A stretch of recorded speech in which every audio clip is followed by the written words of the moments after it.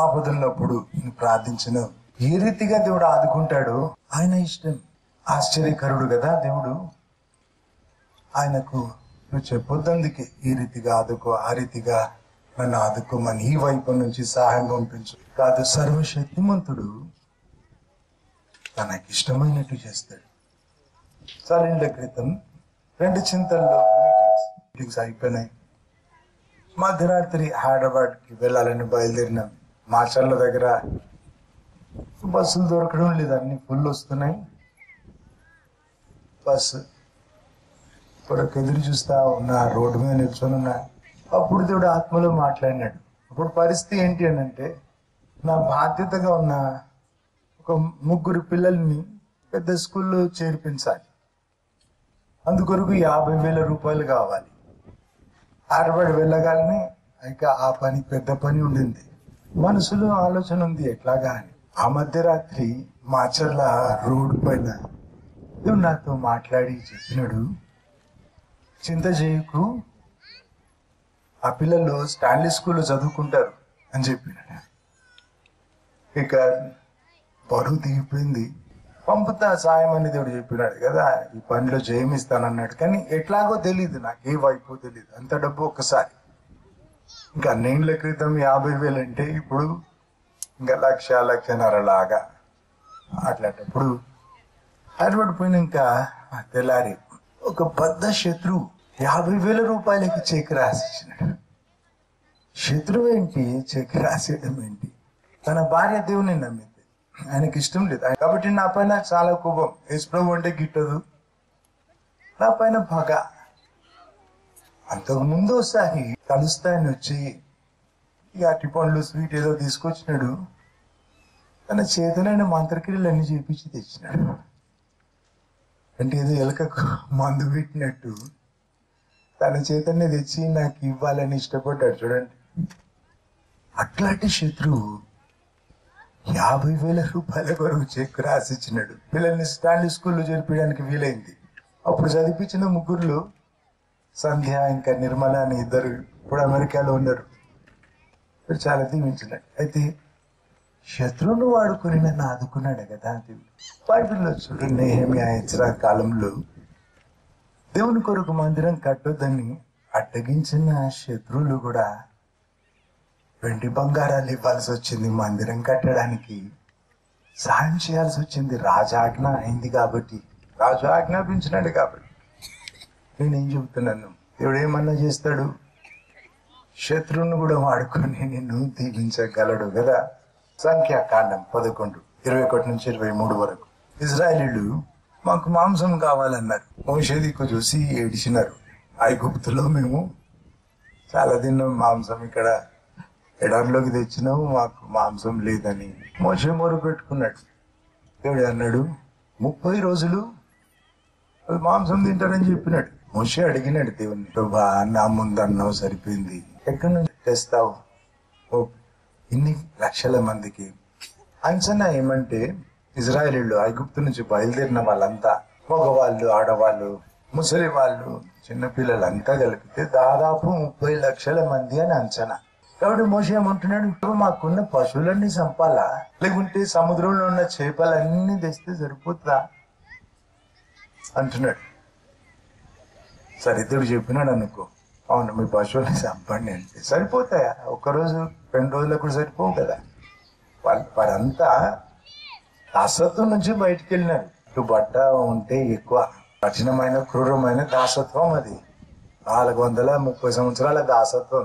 ఏం కూర్చుకున్నారు వారు? వారికి పశువులు ఎన్నుంటాయి. కానీ మనిషి జ్ఞానం చూడు, దేవుని అడుగుతున్నాడు మోషే, ఆ పశువులన్నీ వధించాలా? ఇంకేమంటాడు, సముద్రంలో ఉన్న చేపలన్నీ తీసుకురావాలా? తీసుకురాపో అని దేవుడు అంటే ఏం చేసేవాడు? వాళ్ళని లేవు, పెస్తవాడు కాడు. వారికి ఎవరికి కూడా చేపలు పట్టడం తెలీదు. ఇదంతా మనిషి కొలత దేవునికి కొలుస్తున్నారు కదా. దేవుడు అన్నాడు, నా బాహుబలము తక్కువ అన్నాడు కదా. ఒక్క మాటతో జవాబు ఇచ్చినాడు దేవుడు. వాడి దేవుడు కార్యం జరిగించినాడు. పూరేళ్ళని రప్పించినాడు. పాలెం చుట్టూ పడ్డాయి. ఎవరు అనుకోలేదు, ఊహకు మించి దేవుడు జరిగించినాడు. యెషయా 55:9 దేవుడు అంటాడు, తలంపుల కంటే నా తలంపులు ఉన్నతం అన్నాడు కదా. భూమి కంటే ఆకాశం ఎంత ఎత్తు, మీ తలంపుల కంటే నా తలంపులు అంత ఉన్నతం అని చెప్పినాడు దేవుడు. మరి ఆ దేవునికి చోటే రాదా?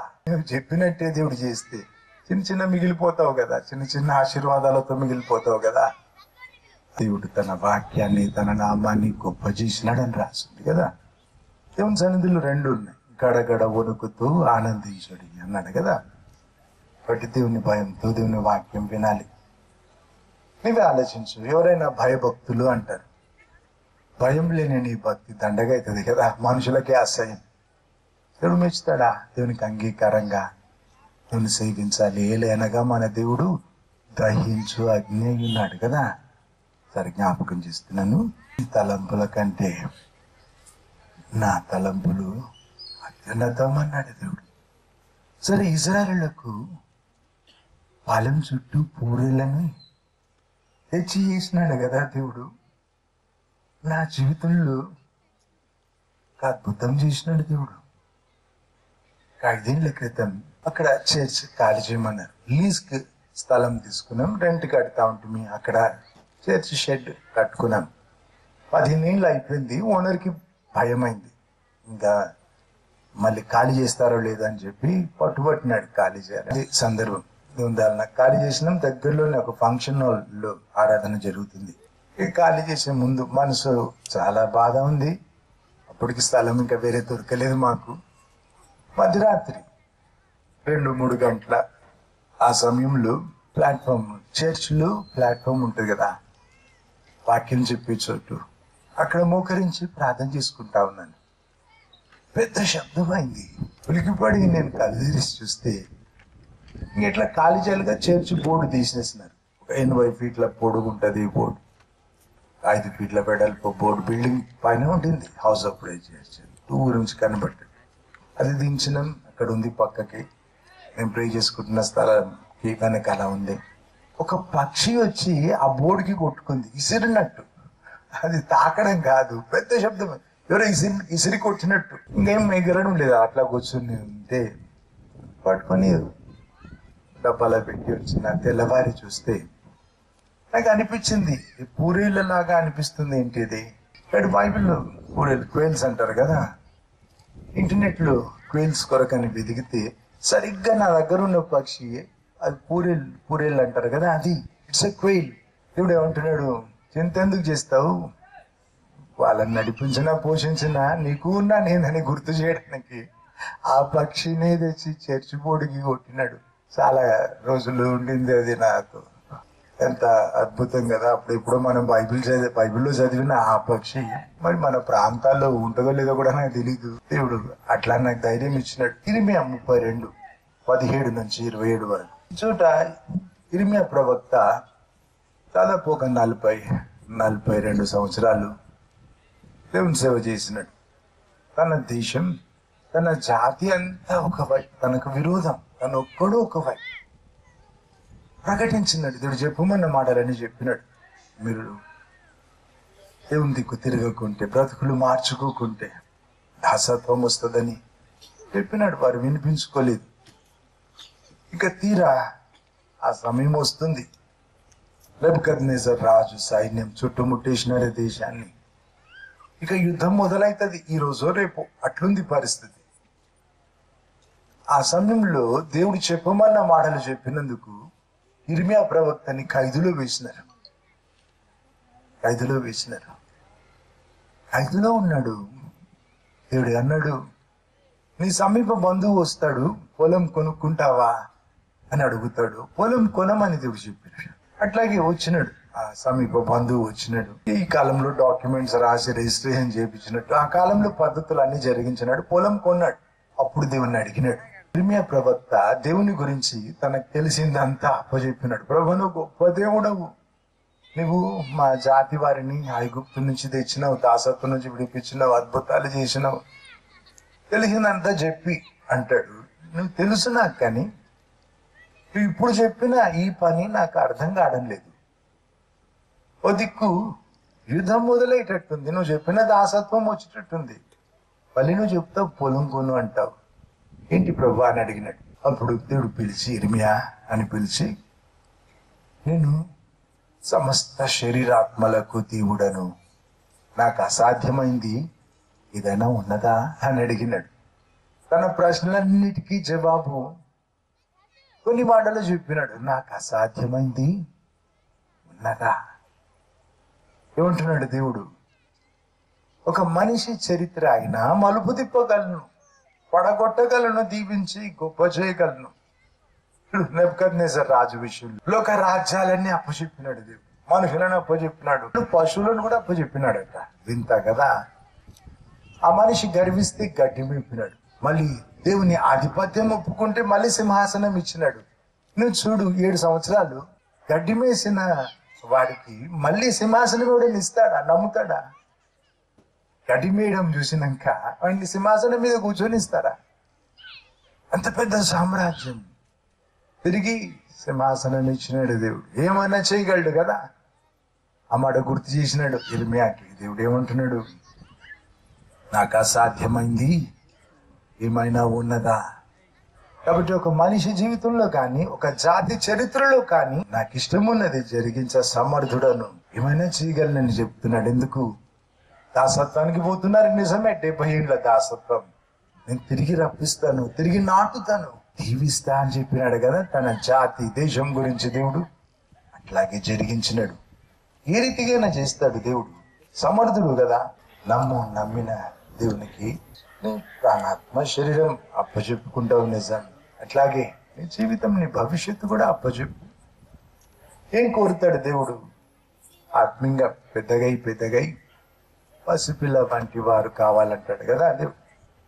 చిన్న పిల్లోడు వాళ్ళ నాయన చేయి పట్టుకుంటే నిశ్చింత. నాయన చేయి పట్టుకుని నడుస్తుంటే దారి తెలుసా అని అడగడు, ఇంటికి తీసుకెళ్తావా అని అడగడు కదా. ఆయన ఇంటికి తీసుకెళ్తావు, గుంటలేస్తావా అడగడు కదా. అన్ని నాయన చూసుకుంటాడు. కాబట్టి దేవుని నమ్మితే ఈ నమ్మిక కోరినాడు దేవుడు. ఆ చిన్న పిల్లోడు తండ్రిని నమ్మినట్టు మేలే చేస్తాడు నాకని పూర్తిగా నమ్మడం కదా. వాడికి 1% కూడా డౌట్ ఉండదు. ఏమని?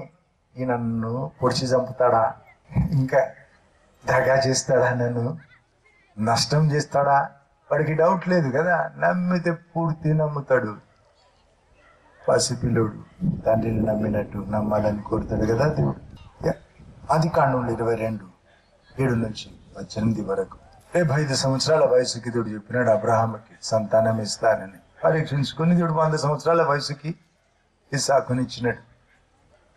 మళ్ళీ ఏమంటాడు దేవుడు? నీ కుమారుణ్ణి నాకు దహన బలిగా అర్పించు అన్నాడు. అబ్రహాముకి దేవుడు తెలుసు. అయితే దహన బలి దేవుడు కోరడానికి, దేవుడి గురించి తెలుసు అంతా. మరి ఎందుకు కోరుతున్నాడు దహన బలి దేవుడు? సరే, దహన బలిగా అర్పిస్తే కొన్ని వాగ్దానాల మాట ఏంటి? నీ సంతానం సముద్రపు ఇసుకరేను లాజిస్తాడు కదా దేవుడు. ఆకాశమందలి నక్షత్రాలు లాజిస్తాడు. ఆ ఒక్కడే ఇప్పుడు వారసుడు ఇస్సాకు. ఆ ఇస్సాకుని దహన బలిగా అర్పిస్తే దేవుని వాగ్దానాల మాట ఏంటి? అబ్రహాము చరిత్ర ఏంటి? దిక్కుతో చెల్లెదు అబ్రహాముకి కదా. అర్థం కాలేదు, బొత్తిగా అర్థం కాలేదు. అయితే కూడా ఉదయమే లేచి బయలుదేరినాడు. తన కుమారుని తీసుకొని కత్తి, కట్టెలు, నిప్పు తీసుకుని తన పనివారిని తీసుకుని బయలుదేరినాడు అమోరియా కొండల వైపు. ఇక బలి అర్పించాల్సిన స్థలం దగ్గర వస్తుంటే పనివారిని ఆగమన్నాడు. మేము తిరిగి వస్తామని చెప్పి తన మనసులో ఉన్న నమ్మిక మనకు అర్థమవుతుంది. ఏం చెప్తున్నాడు వారికి? మీరు ఇక్కడ ఎదురు చూడండి, మేము మళ్ళీ వస్తాం. ఏమని నమ్ముతున్నాడు? చంపినాక కూడా దేవుడు మళ్ళీ ఇస్సాకును బ్రతికించగలడు. దేవుడు తన మాట, తన వాగ్దానాలన్నీ కూడా నెరవేర్చగలడు. పలికిన దేవుడు జరిగించ సమర్థుడు అని నమ్మినాడు. వెనకాడలేదు. వెళ్ళాడు. ఆ స్థలానికి వెళ్తుంటే ఇస్సాకు అడుగుతున్నాడు, ఆయన బలి కొరకు కత్తి ఉంది, నిప్పు ఉంది, కట్టెలు ఉన్నాయి, బలి పశువు ఏది అని అడుగుతున్నాడు. తండ్రి చెప్పాలి తనకి, నిన్నే చంపుతా. తన మనసు ఒప్పలేదు, చెప్పలేదు. ఆ తండ్రి ఆ మాట పలకడానికి వీలు కాలేదు. కత్తి ఎత్తడానికే పోతున్నాడు కానీ తన పిల్లోడు నాయనా బలి పశువు ఏది అంటే ఏమన్నాడు, ఎంత బాధపడ్డాడు కదా. ఆశలన్నీ పెంచుకుని 10 ఏళ్లకు పుట్టిన పిల్లుణ్ణి అంత ప్రేమిస్తే కత్తితో చంపాలి కదా, దాన బలిగా అర్పించాలి. ఎంత ప్రాణం తనుకులాడిపోయిందో కదా. అంత బాధలో దేవునికి విరోధంగా ఒక్క మాట పలకలేదు. ఏమన్నాడు, దేవుడే చూసుకుంటాడు. అంతకు మించి ఆయనకు చెప్పడం చేత కాలేదు. సరే, కత్తి తిన్నప్పుడు దేవదూత అన్నాడు, దేవుడిని సందేశం అందించినాడు. దేవుడు చెప్పినాడు దూత ద్వారా, ఇప్పుడు నాకు తెలుసు నువ్వు నాకు భయపడుతున్నావని అని. దేవుడు తన నిబంధన స్థిరపరిచినాడు అబ్రహాముతో. ఆ పిల్లుని చంపొద్దని చెప్పినాడు దేవదూత. అప్పుడట అక్కడ పొదల్లో చిక్కుకొని ఉన్న ఆ గొర్రె దొరికిందట. దేవుడు సిద్ధపరిచినాడు కదా బలి పశువుని. దేవుడు సిద్ధపరిచి ఉంచినాడు. చూడు, ముందే అబ్రహాము చెప్పింది ఎంత నిజమైనది. బలి పశువు ఏది నా తండ్రి అని అడిగితే దేవుడు చూసుకుంటాడు అన్నాడు కదా. దేవుడే అనుగ్రహించినాడు, ఆ సమయానికి ఇచ్చినాడు. అట్లుంటది దేవుని కార్యం. ఆలస్యం కాలేదు కదా, ఆ సమయానికి అందించినాడు, ఆదుకున్నాడు. ఏ విధంగా అయినా దేవుడు చేయగలడు కదా. సర్వశక్తిమంతుడు ఆయన. ఆయన బిరుదుల్లో ఒక బిరుదు ఆశ్చర్యకరుడని. దేవుడు నీ కొరకు అప్పుడే వనరులు సృజించగలడు కూడా. గొర్రె వచ్చి ఎక్కడో తప్పిపోయిన గొర్రె ఆడ చిక్కుకోవడం ఒక విషయం, అట్లా సాధ్యం. ఇంకో మాట చెప్తున్నాను, దేవుడు అప్పుడే సృజించినాడేమో ఆ గొర్రెని అబ్రహాం కొరకు. విలియం బ్రాన్హామ్ అనే దేవుని సేవకుడు తను ఖాళీగా ఉన్నప్పుడు హంటింగ్ చేసేది తనకి ఇష్టం, తన హాబీ. వేటాడేవాడు అడవికి పోయి. ఓ రోజు అడవికి వేటకు పోతే ఏం దొరకలేదట.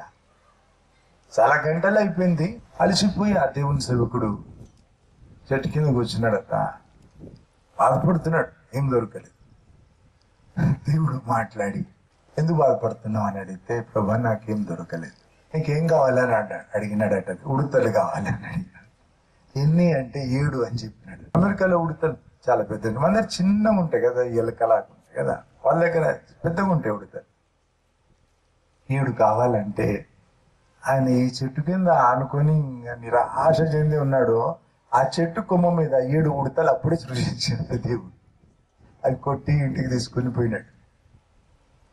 నువ్వు నమ్మిన దేవుడు సర్వశక్తిమంతుడు కదా. నీకు సహాయం అందించడం కాదు, నీ కొరకు వనరులు అప్పుడే సృజించగలడు కూడా. ఆదికాండం 21:14-19 వరకు. ఈ చోట హాగరుని పంపించమని చెప్పింది శారా. గతంలో ఆ దేశంలో సాంప్రదాయం, ఒక పద్ధతి, పిల్లలు లేకుంటే భార్యనే ఇంకో ఆమెను పెళ్లి చేయాలి. ఇస్సాకుని ఇస్తా అని దేవుడు చెప్పిన మాట నమ్మక శారా ఏం చేసింది, నా దాసిని నీకు ఇస్తా, నాకు సంతానం లేదు కదా, నా అబ్రహాము చెప్తాను ఒప్పుకున్నాడు. దేవుడు అట్లా చెప్పలేదు కదా అని అపచూసినట్టు లేదు ఒక్క మాట కూడా. శారా చెప్పింది ఆయన విన్నాడు. ఇస్మాయిల్ పుట్టినాడు హాగర్కి అబ్రహాము ద్వారా. తనకి సొంత కుమారుడు కలిగినప్పుడు శారా ఏమన్నది, దాసిని వాడి పిల్లోని వెళ్ళగొట్టు, దాసి పిల్లోడు వారసుడు కాడు నా కుమారునితో అన్నది. ఇస్మాయిల్ కూడా అబ్రహాం కుమారుడు కదా. 13 సంవత్సరాల వయసు అప్పుడు వెళ్ళగొట్టమంటుంది.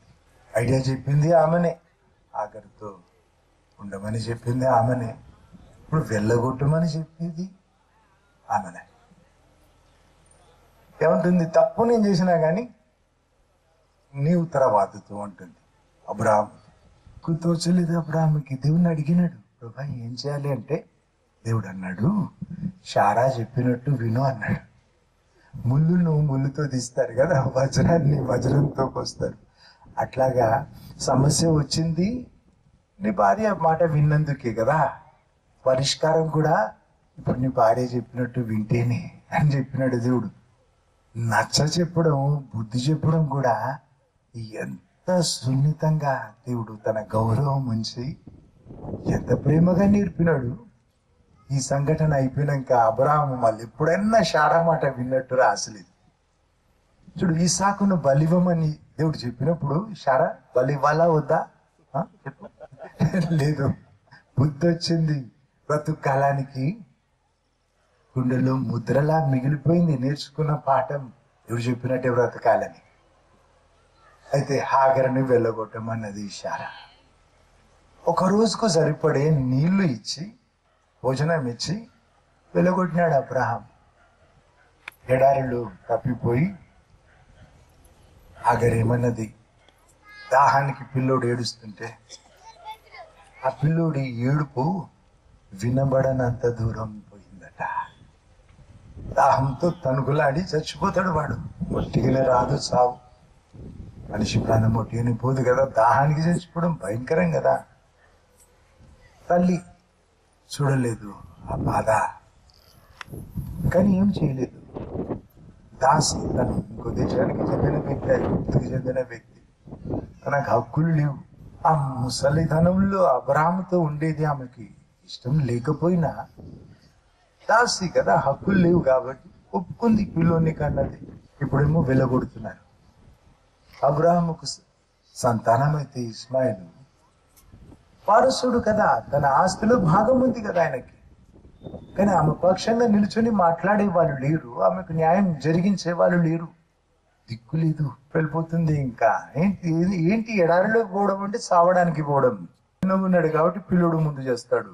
ఇంకా వాడు దాహానికి తణుకులాడిపోతుంటే వాడి ఏడుపు వినబడనంత దూరం పోయి కూర్చుంది. ఎట్లా చేస్తాడు? ఇంకా తల్లి గుండెకి ఎంత బాధ, కన్న ప్రేమకి ఇది ఎంత బాధ కదా. అయితే దేవుడు తన దూతను పంపించినాడు. దేవుడు అన్నాడు, ఆ పిల్లోడిని నిల్చోబెట్టు, నేను దీవిస్తా. ఆయన ఇంకా తన నుంచి రాజ్యాలు వస్తాయి అని చెప్పినాడు కదా దేవుడు. నువ్వు చూడు, అబ్రహాము వారసత్వం మనుషులు ఇవ్వకపోతే దేవుడు పంచి ఇచ్చినాడు. న్యాయవంతుడు. నువ్వు దేవుణ్ణి, అసలు హాగర్ దేవుణ్ణి మొక్కిందో లేదో మనకు తెలీదు. ఆమెకి న్యాయం జరిగిస్తే నువ్వు దేవుణ్ణి ప్రేమించి దేవుని కొరకు ప్రత్యేకంగా ఉండి, పాపమొద్దు నాకని పథ్యం ఉండి దేవుని కొరకు బ్రతుకుతుంటే నిన్ను దయ చూపుతాడు దేవుడు. తప్పకుండా నీకు న్యాయం జరిగిస్తాడు.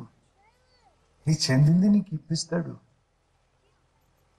ఈ పక్షంగా ఆయన్నే యుద్ధం చేస్తాడు, ఆదుకుంటాడు. నీకు ఏ సమయం ఏం అవసరం ఆయన ఇస్తాడు. నమ్మి బ్రతుకు, నెమ్మదిగా ఉంటుంది. విశ్వసించువాడు కలవరపడడు అని రాసింది కదా.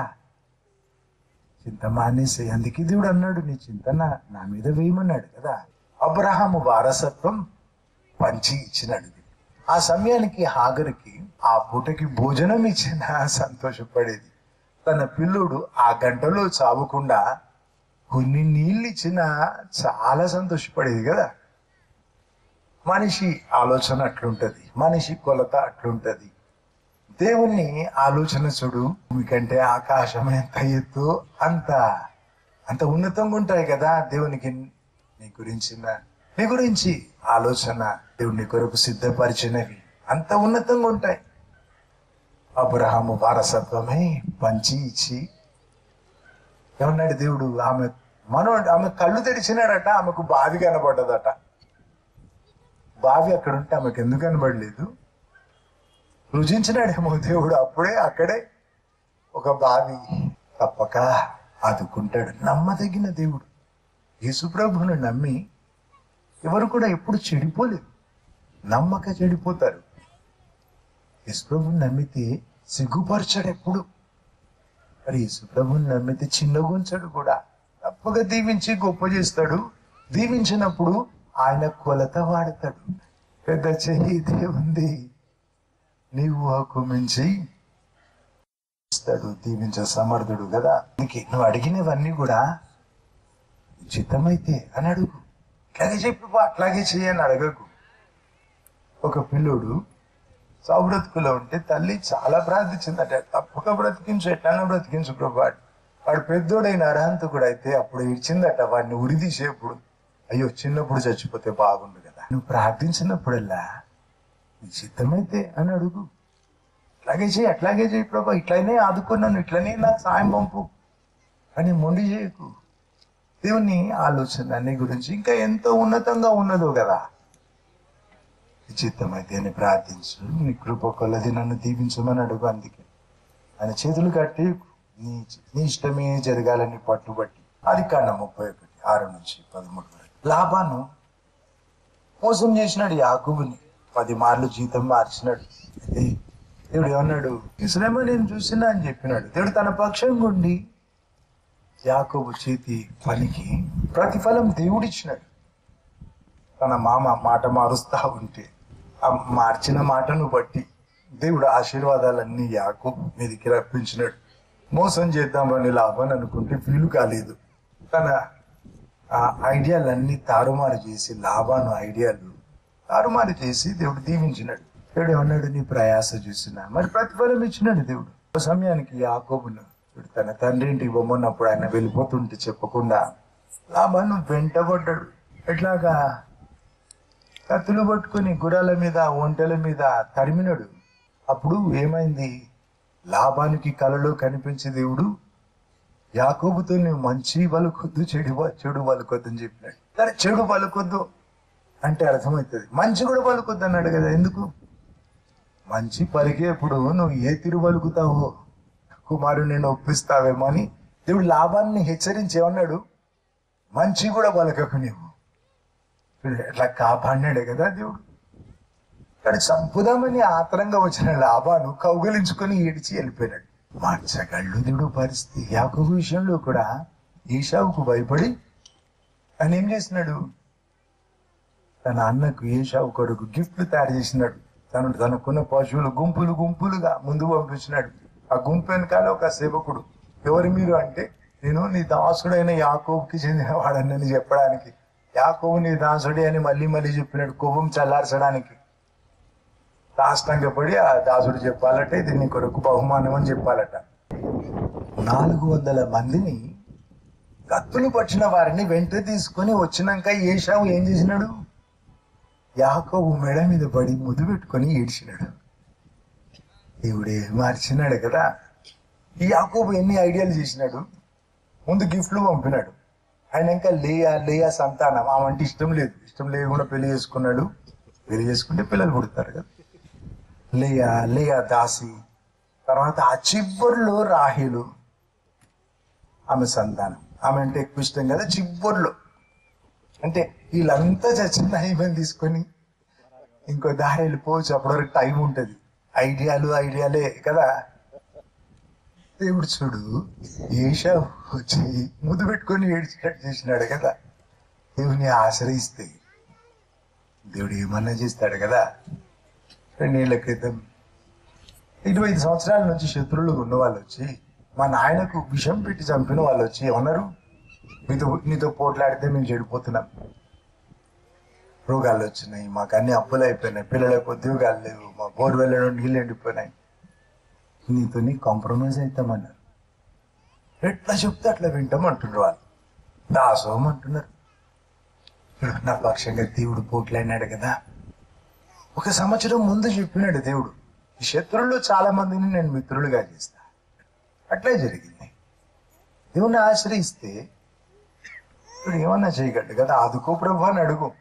ఇంక శత్రుతో మొదలు కాగానే అలా చంపు ప్రభా, నాకు ఎవరు మిగలరు మళ్ళీ కదా.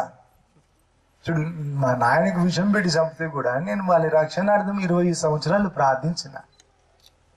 దేవుడు న్యాయం కొరకు అడగమని చెప్పినప్పుడే అడిగిన. అంత శత్రువులు మన దగ్గర వస్తే నేను మంచిగా గౌరవించిన, ప్రేమ మాట్లాడినా. వాళ్ళకి వెళ్ళాలని 3 గంటలు కూర్చున్నారు వాళ్ళు. ఇంకేం నేను వెళ్ళమని చెప్పడానికి లేదు కదా. ఓపిక కూర్చున్న వాడు వెళ్ళేవారు. కాబట్టి పగ తీర్చుకున్నట్టు నా పని అన్నాడు కదా దేవుడు.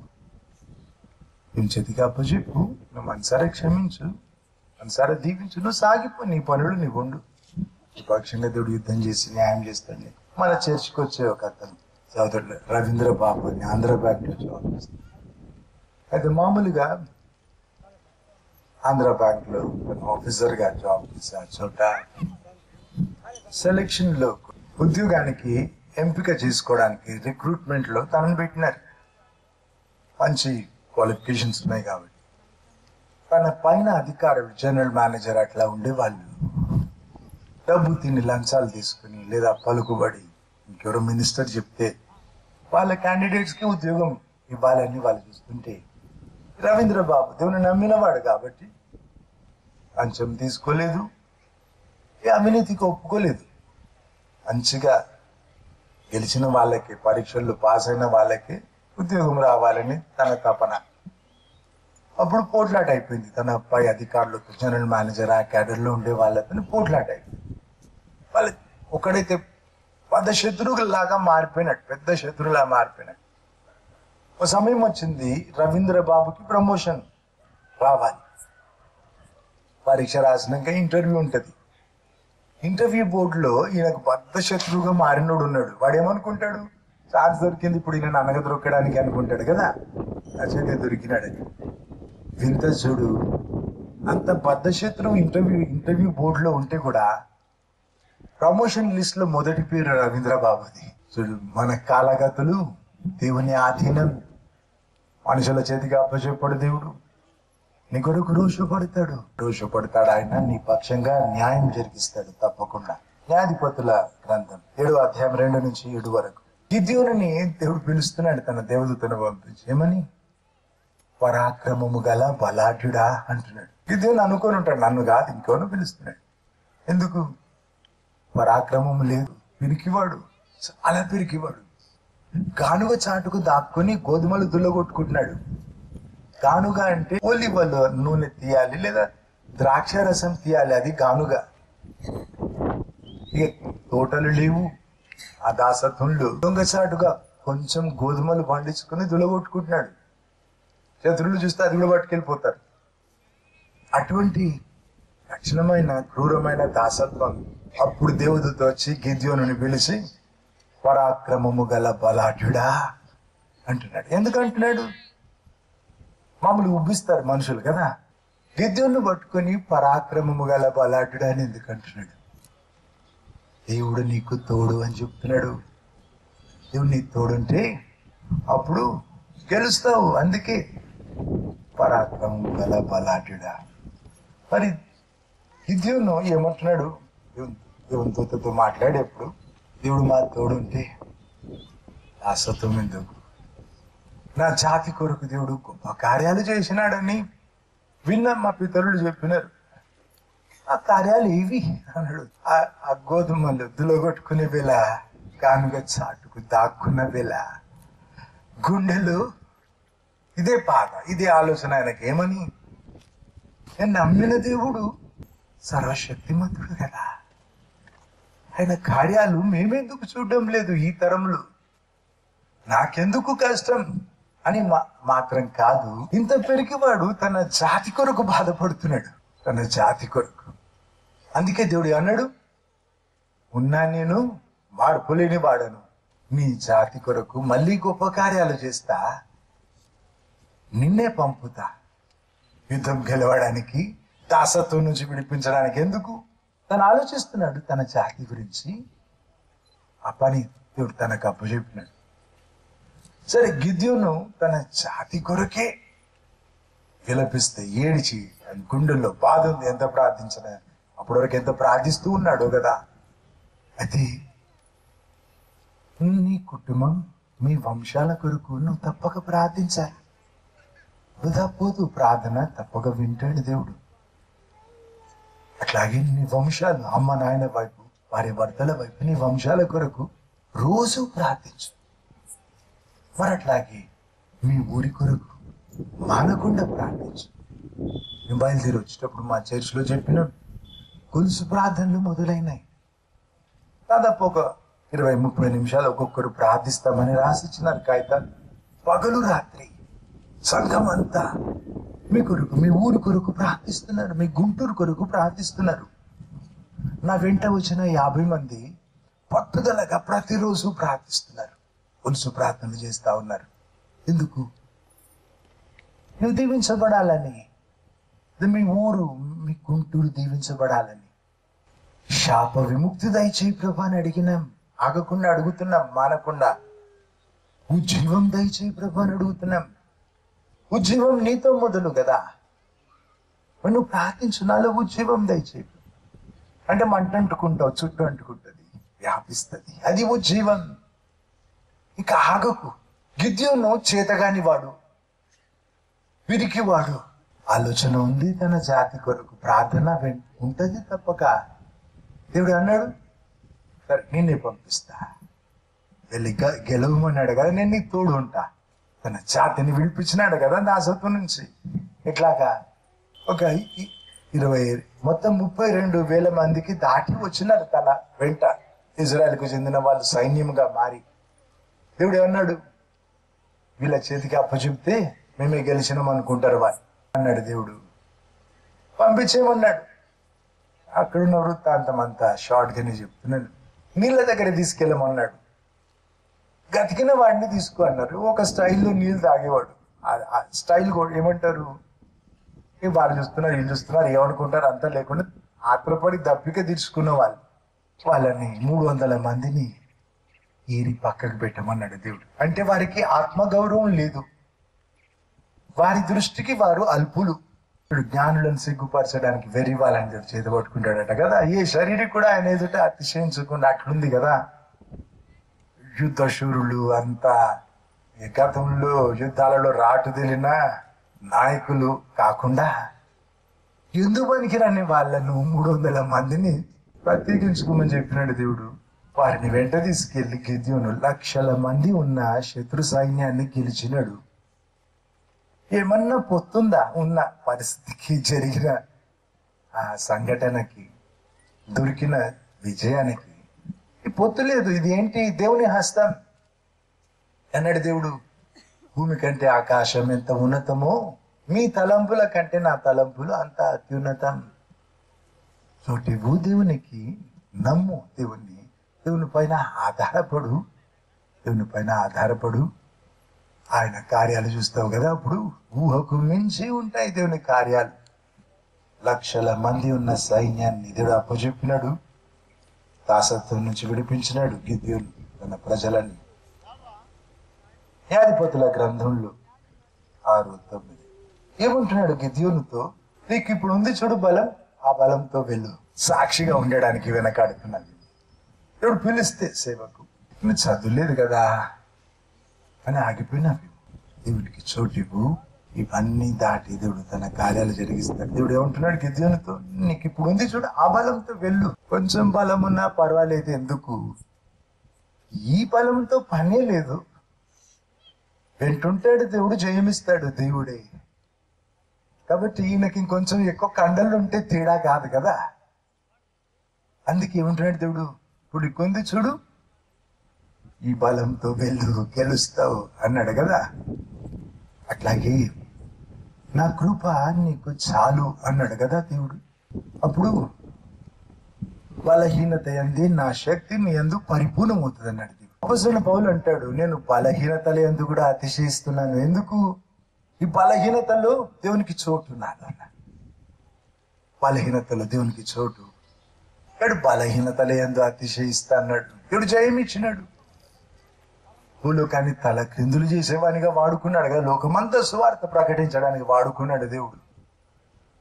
అయితే ఆయన అంటాడు ముసలితనంలో అందరికంటే ఎక్కువ ప్రయాసపడ్డా అని చెప్పినప్పుడు ఏమంటాడు, ప్రయాసపడింది మేము కాదు, దేవుని కృపే అంటాడు. దేవుని కృప అంటే దేవుని దయ.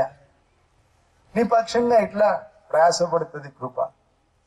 ఆ కృప నీ చాలు అని దేవుడు అంటే, నేనే నీకు తోడు అన్నమాట. తన పక్షంగా నడిచి దేవుడు తనకు బలం ఇచ్చినాడు, జయం ఇచ్చినాడు, ఆలోచన చెప్పి ఆదుకున్నాడు, ప్రాణం దక్కించినాడు. కాబట్టి ఈ వాగ్దానం మనకుంది. గిద్యోనుతో దేవుడు అన్నాడు కదా, ఇప్పుడు నీకుంది చూడు, ఈ బలంతో వెళ్ళు, గెలుస్తావు. అట్లాగే నా కృప నీకు చాలన్నాడు కదా దేవుడు, గెలుస్తావు తప్పక. మరి సాక్షిగా ఫలించు, ఇంకెందుకు ఆగుతావు? కులం అని మనిషి అంటే నువ్వు ఆగిపోయినావేమో. ఒక్క మనిషి నుంచి అందరిని తెచ్చినాడు దేవుడు. అందరు సమానం దేవునికి. మనుషులు కట్టుకున్న గోడలు ఇవి. కాబట్టి నువ్వు సరిపోవని మనుషులంటే పట్టించుకోక మాట. దేవునికి ముఖ్యం, నువ్వు దేవునికి ప్రియం కదా. కృపని చాలని దేవుడు అంటుంటే ఆగుతావు ఎందుకు? చదువు కాదు, రూపం కాదు, దేవుడిని తోడుంటే చాలు, నువ్వు గెలుస్తావు ఎప్పుడైనా ఎక్కడైనా. కాబట్టి నా కృపని చాలు, అనే మాట జ్ఞాపకం చేసుకో. దేవునితో చెప్పినాడు, ఎప్పుడు నీకుంది చూడు, ఆ బలం తేలిపో, నేనున్నా నీ తోడన్నాడు. మొదటి దినవృత్తాంతం 20 అధ్యాయం 17 నుంచి 25 వరకు. ఈ చోట 3 రాజ్యాలు దండెత్తి యెహోషాపాతు రాజు దేశం మీదకి వచ్చినప్పుడు రాజు నిల్చున్నాడు, సైన్యం అంతా నిల్చున్నారు, మగవాళ్ళు, ఆడవాళ్ళు, చిన్నపిల్లలు, ముసలోళ్ళు అంతా నిలిచి మొరుపెట్టినారు దేవునికి. ఏమన్నారు?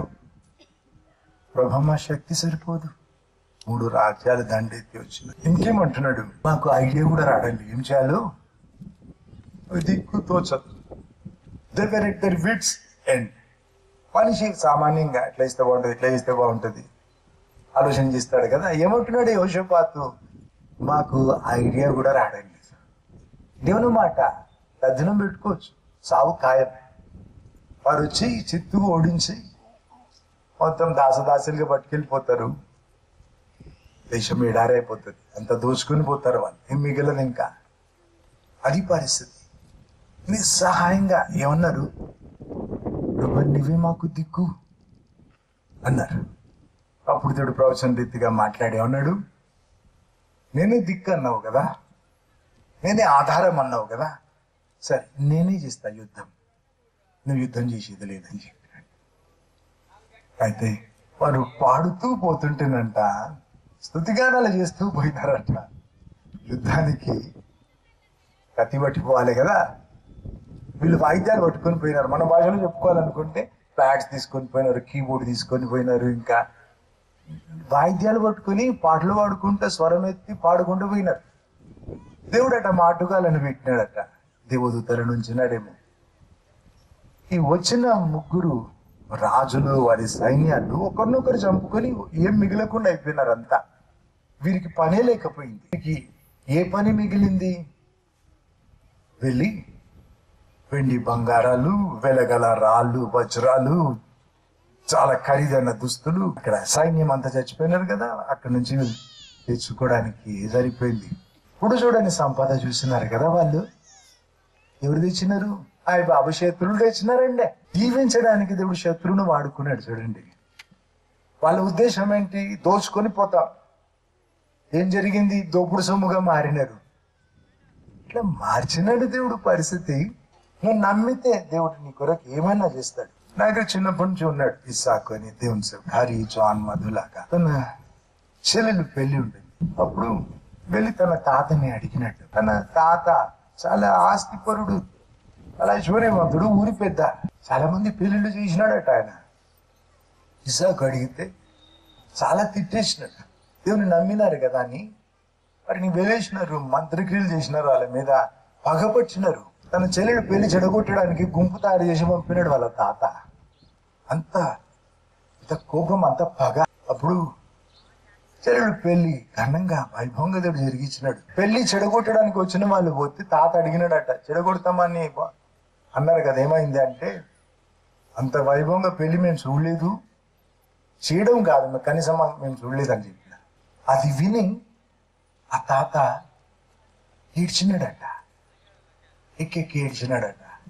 ఎంతమంది పెళ్లిళ్ళు చేసినా నా మనవరాలకి నేను సాయం చేయలేదు. ఆయన ఏమనుకున్నాడు?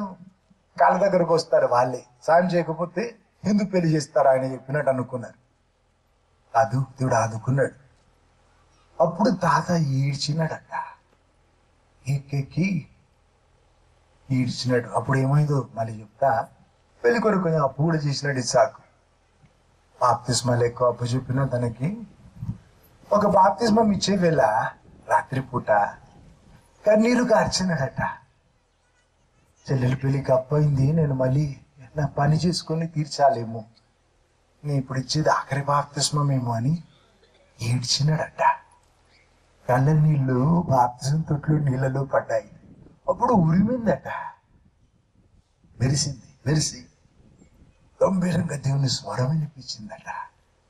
దాచబడిన నిధులు నీకు ఇస్తా అన్నాడట దేవుడు. దాచబడిన నిధులు. ఏం జరిగింది తర్వాత? ఈ తాత ఏడ్చినాడు కదా, ఎక్కెక్కి ఏడుస్తూ చచ్చిపోయినాడు. చూడు, పెళ్లిని అడ్డగించాలని చూసినాడు, ఆ పెళ్లి మాట ఎత్తి చచ్చిపోయినాడు. దేవుడు మొత్తినాడు.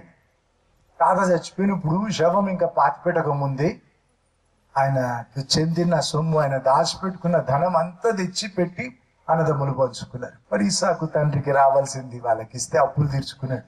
నువ్వు చూడు, అనుకున్నాడు ఎప్పుడన్నా తాత దాచుకుంటే దొరుకుతుంది అనుకోలేదు కదా, బ్రతుకుంటే ఇవ్వలేదు కదా, శిక్ష పెట్టినాడేమో. మరి ఇస్సాకు పేరు తలుసుకుంటే చచ్చిపోయినాడు. దేవుడు అన్నాడు కదా, దాచబడిన నిధులు నీకు ఇస్తా, అట్లా ఇచ్చినాడు, అట్లా అప్పులు తీర్చినాడు. ఇది మన ఊహల్లో ఉండదు కదా, మన ఆలోచనలో రాదు.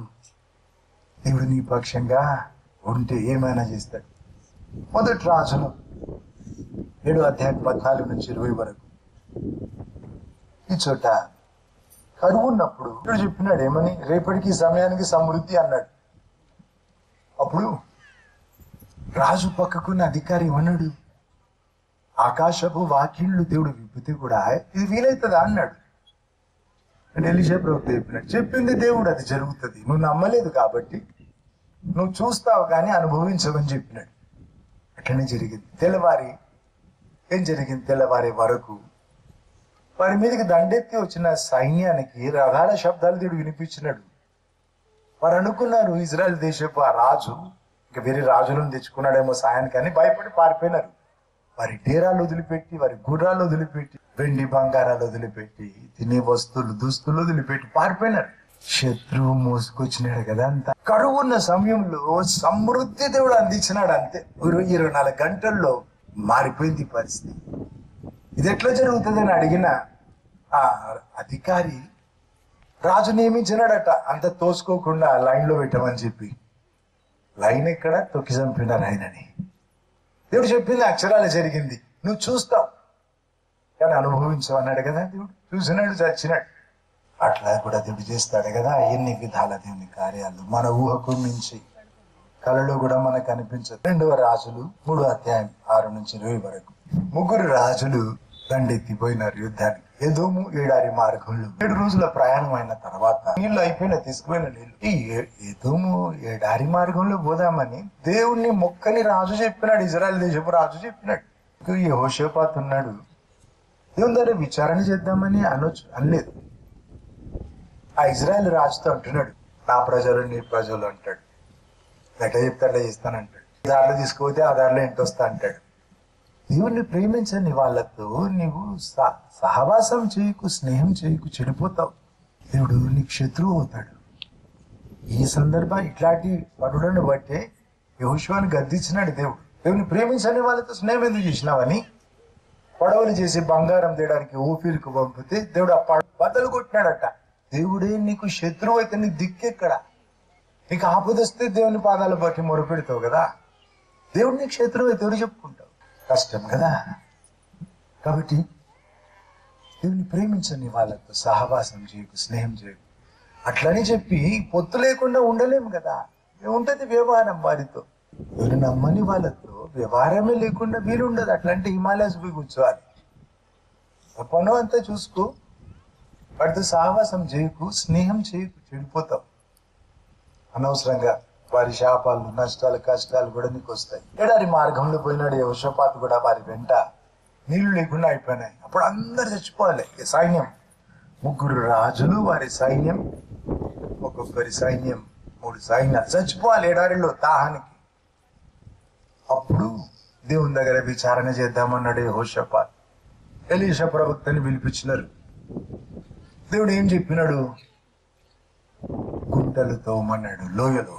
దేవుడు నీళ్లు ఇవ్వడానికి గుంటలు తవ్వమన్నాడు. లోయనే నీళ్లు వస్తే నిలుస్తాయి, కానీ వీరిని ఆలోచింప చేయడానికి కావచ్చు. దీని నిండా నీళ్ళు వస్తాయి, ఊళ్ళ నీళ్ళు వస్తాయి, ఆగొచ్చు. వారి వెంట ఒంటెలు, ఏనుగులు, గుర్రాలు, పశువులు కూడా ఉన్నాయి. ఒక ఒంటె నీళ్ళు తాగితే 5-6 బిందెలు నీళ్ళు తాగుతుంది ఒక్కసారికి.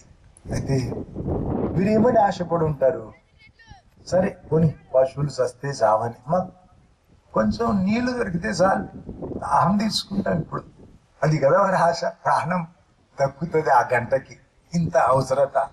దేవుడు ఏం చేసినాడు? తెల్లవారి ఆ లోయ అంతా నీళ్లతో నింపినాడు. వాళ్ళు తవ్విన గుంటలో నీళ్ళు రాలేదు. నీళ్ళు ఏమైపోచ్చినాయి? ఎదోము ఎడారి మార్గంలో వారి నడిచొచ్చినాడు చూడు, ఆ దారిలో నీళ్ళు రప్పించినాడు దేవుడు. వారికి తెలుసు ఆ దారిలో నీళ్లు లేవు, అందుకే ఆపద వచ్చింది. నీళ్లు రప్పించింది దేవుడే అని ఒప్పించడానికి వారు నడిచొచ్చిన దారిలో ఎడారిలో నుంచి నీళ్లు తెప్పించినాడు దేవుడు. ఎడారిలో నీళ్లు వస్తాయా? ఎంత వర్షం పడ్డా ఇంకిపోతాయి కదా. అక్కడి నుంచి నీళ్లు రప్పించి ఇల్లు ఎంత నింపినాడు దేవుడు. వారికి వారి పశువులకు సరిపడే. దేవుడు అన్నాడు, ఇది నా దృష్టికి చిన్న విషయం, యుద్ధంలో కూడా జయమిస్తాడు కదా. ఇప్పుడు ఊహకు మించి దీవిస్తాడు దేవుడు. నీ తలంపుల కంటే ఆయన తలంపులు చాలా ఉన్నతంగా ఉంటాయి. దేవునికి చోటి మందికి దేవుని నమ్మి దేవుని పైన ఆధారపడి 139వ కీర్తనలో ఆఖరి వచనాల్లో ఉంటది, నీ గురించి దేవునికున్న తలంపులట ఇసుక రేణుల కంటే విస్తారమాట. సముద్రం ఒడ్డున ఇసుకుంది, అడుగున ఇసుకుంది, చెరువు గట్టున ఇసుక ఉంది, ఎడారిలో చాలా ఇసుక ఉంది. అంత ఒక దగ్గర ఇస్తే అది ఎంతో, ఆ ఇసుక రేణుల కంటే దేవునికి నీ గురించి ఉన్న తలంపులే ఎక్కువట. అంత నీ గురించి ఆలోచించే దేవుడు నీ కొరకు అన్నీ చేస్తాడు. నీ కొరకు ప్రాణం ఇచ్చిన దేవుడు ఏం దాచుకోడు, తప్పక ఆదుకుంటాడు నిన్ను. ఊహకు మించి దీవించే సమర్థుడు. అపోస్తుల కార్యాలు 27:23-24 వరకు. రోమాకి తీసుకెళ్తా ఉన్నారు అపోస్తులైన పౌలుని. పడవ బద్దలైంది. దానికి ముందు ఏం జరిగింది? 14 రోజులు తుఫాన్లో చిక్కుకున్నారు. ఇంకా ఆశ లేదు కాబట్టి ఏం చేసినారు? పడవలో ఉన్న వస్తువులు పారేయడం మొదలు పెట్టినారు. ప్రాణం దక్కితే చాలు. భోజనం మానేసినారు. ఇక సాగు దగ్గర వచ్చినప్పుడు ఎవడి తినాలనిపిస్తుంది. అయితే అపోస్తులైన పౌలు ఏమంటున్నాడు? భోజనం చేసి వారిని భోజనం చేయమంటున్నాడు. అయ్యలారా ధైర్యం తెచ్చుకోండి అంటున్నాడు. ఏమంటున్నాడు? నేను ఎవరికి చెందిన వాడనో, నేను ఎవరిని సేవిస్తున్నానో ఆ దేవుడు తన దూతను పంపించినాడు. చెప్పినాడు, నేను సావనట, నాతో ఉన్న మీరు కూడా సావరట అని చెప్పి అట్లా ఆదుకున్నాడు దేవుడు. అయితే 2 మాటలు గుర్తు చేస్తున్నాను. దేవునికి చెందాలి. ఎట్లా చెందుతాను?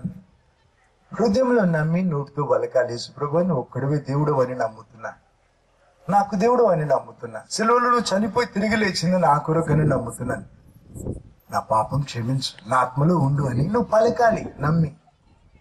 ఎప్పుడన్నా పలుకు, ఇల్లు ఉడుస్తూ పలుకు, వంట వండుతూ లేదా పొలం దున్నుతూ, కానీ నువ్వు సొంత పలకాలి. మనుషుల కొరకు చేసే పని కాదు ఇది. నువ్వు మనసారా దేవునికి చెప్పే మాట ఇది.